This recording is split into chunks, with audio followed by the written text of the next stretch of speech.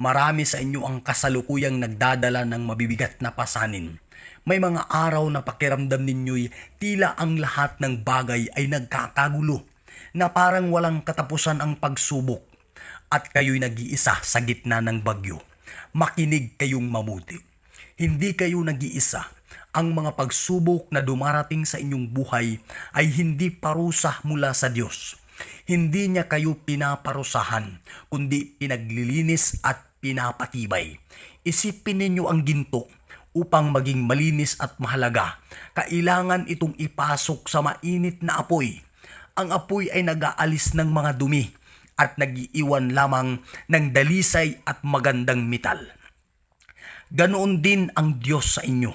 Ang mga pagsubok ay para alisin ang mga kasalanan, kahinaan at pagmamataas sa inyong puso, upang kayo ay maging mas katulad ni Jesus at maging handa sa kanyang mga biyaya at layunin sa inyong buhay. Minsan tanong ninyo, bakit nangyayari ito sa akin?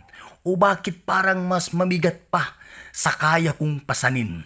Tandaan ninyo ito. Hindi niya kayo bibigyan ng pagsubok na hindi ninyo kayang tiisin. Ang lahat ng bagay ay may hangganan. Ang Diyos ang nagtatakda ng limitasyon. Minsan, kapag pakiramdam ninyo'y mahina na kayo, doon pa lamang nagpapakita ng tunay na kapangyarihan ang Diyos sa inyong buhay. Dahil kapag inamin ninyo na kayo ay walang magawa, doon papasok ang kapangyarihan ng Diyos na magdadala sa inyo palabas ng kagipitan. Mga kapatid, huwag kayong mawalan ng pag-asa.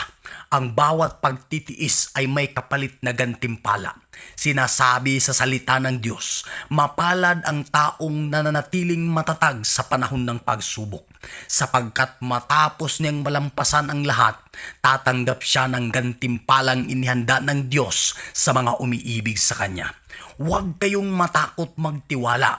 Kapag ang daan ay madilim, siya ang magiging liwanag ninyo.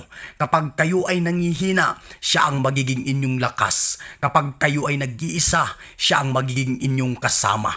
Hindi niya kayo iiwan, hindi niya kayo pababayaan. Ang mga bagay na tila hindi na kayang ayusin ay nagagawa niyang maging maganda. Ang mga sugat sa inyong buhay, siya ay nagpapagaling. Ang mga kabiguan ay ginagawang pagkakataon para sa bagong simula at tagumpay.